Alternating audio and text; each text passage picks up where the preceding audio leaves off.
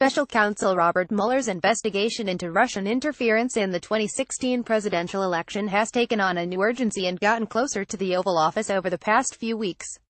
His prosecutors are reportedly planning to indict Paul Manafort, President Donald Trump's former campaign chairman, whose financial entanglements with Russians forced his resignation last summer. Mueller is also reportedly seeking White House documents relating to several of Trump's most controversial actions, and has begun questioning current and former White House staff. But when Trump sits down with Fox News host Sean Hannity this Wednesday for the pair's 69th interview since he launched his presidential campaign in June 2015, he can rest assured that he won't need to answer tough questions about Mueller's investigation. Hannity's devotion to the president has taken an authoritarian turn in recent months, as Trump has come under heavy legal and media scrutiny over whether his electoral victory was due in part to efforts by the Russian government to bolster his campaign. Media Matters reviewed Hannity's opening monologues on his Fox broadcast from mid-May through the end of August, analyzing the segments for a wide range of factors, including his coverage of the Russia story. Mid-May is when Mueller was named special counsel and Hannity began promoting the conspiracy theory that a murdered Democratic staffer, not Russian hackers, had stolen Democratic emails. Hannity's nightly monologue sets the tone for the remainder of his show, laying out many of the themes and arguments he will discuss with his panels of largely agreeable guests. These 61 monologues across 16 weeks reveal the stories Hannity believed were most important to relate to his Trump-supporting audience and the increasingly dark and conspiratorial messages he's been feeding them. Media Matters also reviewed Hannity's guests over the same period. In this study in Sean Hannity's 61 Fox News opening monologues from May 15 through September 1, Hannity's top guest over the term of the study was Jay Sekulow, one of Trump's personal lawyers for the Russia probe, who appeared in 37 episodes of the program. Like the other hosts Trump has turned to for on-camera interviews in recent months, Hannity is a loyal sycophant. The Fox host was effectively a wholly owned subsidiary of Team Trump during the 2016 election, providing the candidate a platform for incredibly obsequious interviews, channeling his talking points with little sense of independent thought, and even appearing in a Trump campaign ad. Hannity drew criticism from his colleagues in the right-wing press for putting loyalty to Trump above party or ideology, and he earned rebukes from Fox for putting support for Trump before the network's standards. But Trump won, and now Hannity advises the President of the United States while simultaneously serving as his biggest media booster. Trump in turn uses public rallies to gush over the Fox host's honest coverage. Hannity responded by turning his broadcast into a forum to undermine what he terms black helicopter, tinfoil hat conspiracy theories about so-called Trump-Russia collusion, while arguing that the president's foes have committed crimes that must be investigated. In show after show, Hannity has been poisoning the well for Mueller's deeply corrupt investigation and laying the groundwork to support the president if he seeks an authoritarian recourse. In Hannity's telling, there is no evidence to support the idea of Trump-Russia collusion, making the investigation a conspiracy to destroy the president masterminded by Democrats and the media, who are unwilling to investigate the real criminals. These include Hillary Clinton, not only for her private email server but because her campaign supposedly colluded with both Ukraine and Russia, and the deep state officials who unmasked Trump associates who communicated with foreign people. Hannity is priming his 3 million-strong audience to applaud Trump if he fires the special counsel or to treat the investigation as illegitimate if it is allowed to move forward, while preparing them to cheer if the president's Justice Department takes action against his political foes. If Trump moves to further undermine the rule of law, as he has repeatedly suggested he might do, he will do so with the fervent support of the Fox host and his viewers. Hannity's much-maligned effort to champion the conspiracy theory that the late Democratic National Committee staffer Seth Rich was murdered because he was a source for WikiLeaks is the most widely publicized symptom of the host's willingness to cross any line to undermine the Russia story. As the host made clear, he was dredging up these conspiracy theories and victimizing Rick's family specifically because he thought it would clear Trump. If it was true that Seth Rich gave WikiLeaks the DNC emails, Hannity said on May 18, wouldn't that blow the whole Russia collusion narrative that the media has pushing out of the water? Hannity's story fell apart, to his complete disgrace. But in the weeks and months that followed, Hannity continued to make undermining that Russia collusion narrative his top priority.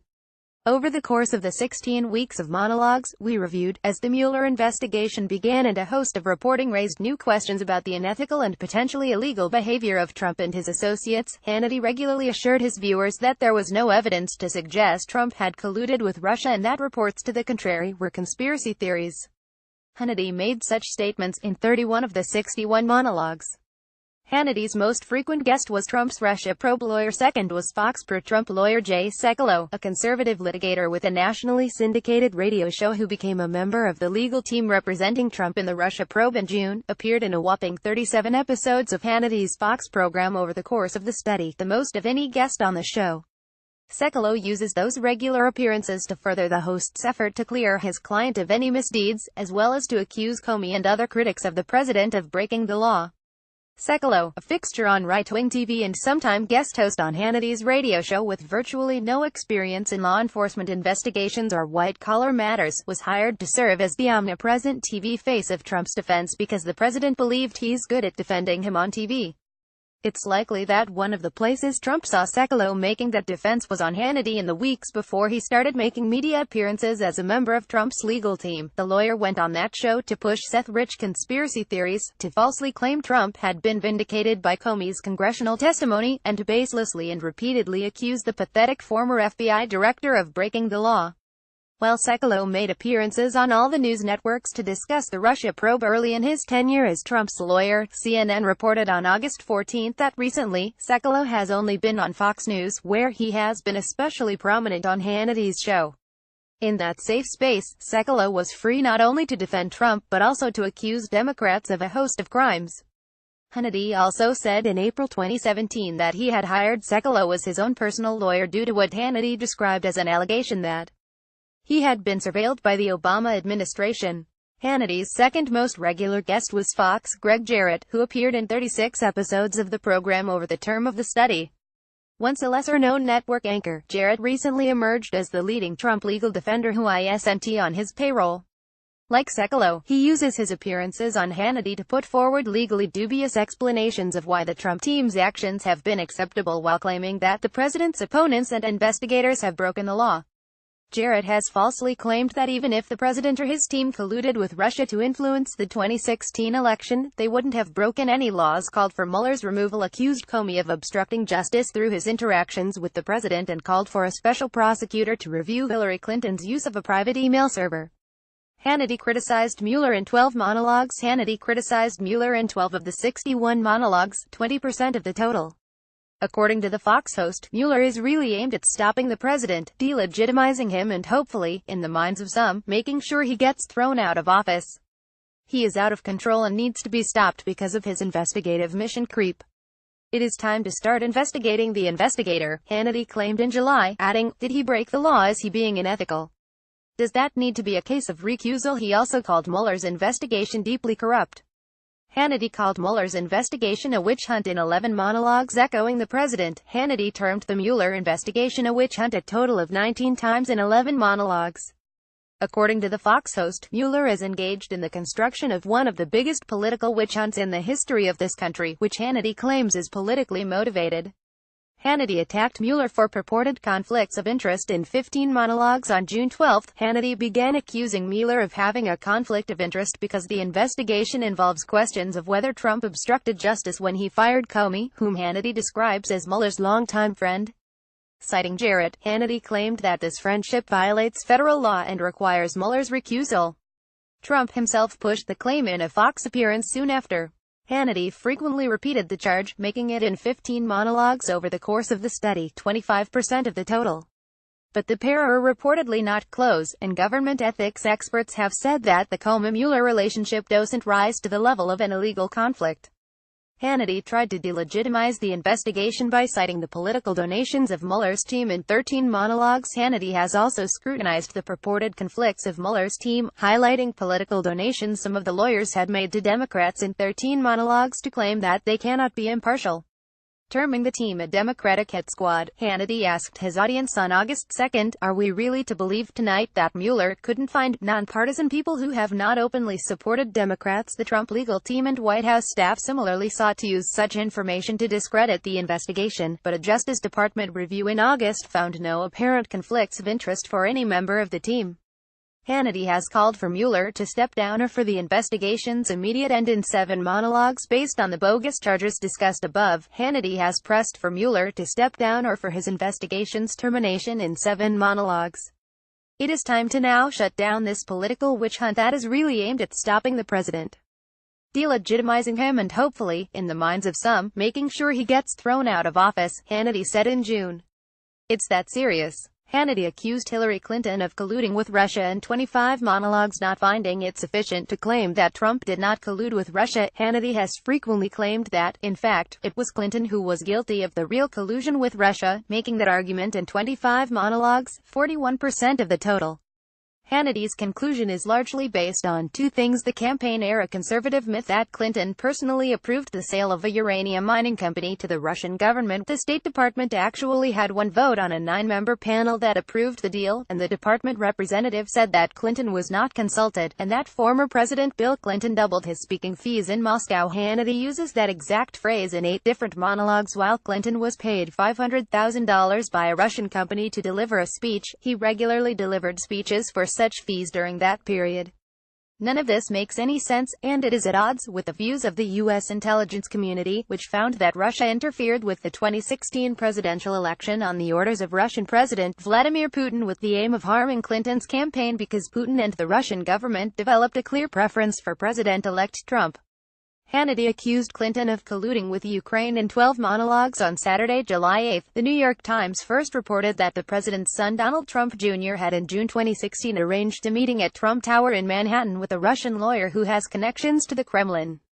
Over the next few days, it became clear that Trump Jr. had set up the meeting, which Manafort and Jared Kushner, Trump's son-in-law and a top campaign official, also attended after being informed that the lawyer would provide damaging information on Hillary Clinton as part of the Russian government's support for the Trump campaign. In response to this damning bombshell, Hannity began claiming that not only was the Donald Jr. meeting much ado about nothing, but that the real scandal was that Clinton allies had been purportedly colluding with Ukrainian government officials to influence the election. The claim, based on a fallacious reading of a January Politico story, was widely rejected elsewhere in the press, though it was championed by Hannity's pro-Trump colleagues. Hannity first made this argument in his July 10 monologue, the first after the Times story was published. He repeated it in his next 5 consecutive monologues and in 11 of his next 17 monologues. Hannity criticized Comey in 23 monologues. Hannity criticized Comey in 23 monologues, 38% of the total. The Fox host has said the former FBI director deserved to be fired, calling him an utter and complete failure and a national embarrassment who disrespected the Constitution, and saying he is obviously disgruntled, has a vendetta now against the president, and is angling for his multi-million-dollar book deal, a miniseries, primetime interviews, a movie, and a gig with MSNBC. Hannity also said Comey is nothing more than a calculating, cunning partisan political hack who has thrived in the D.C. swamp. Hannity accused Trump's perceived political enemies of crimes dozens of times. Hannity not only frequently declares that Trump is innocent of any crime and that the investigation into his actions and those of his associates should be halted, but he also suggests that the president's accusers and critics are the real criminals, and that investigations are needed to bring them to justice. He made such claims about Mueller in 7 monologues, 11% of the total. This argument is based on Greg Jarrett's bogus theory that Mueller's friendship with Comey violates the law. Comey in 17 monologues, 28% of the total. The purported crimes include that Comey obstructed justice by writing memos about Trump's conversations with him and by taking the memos with him when he left government. Clinton in 25 monologues, 41% of the total. Hannity frequently invokes purported crimes related to Clinton's email server. Such accusations were common from conservatives during the campaign but were not supported by the law, as Comey confirmed by filing no charges in July 2016.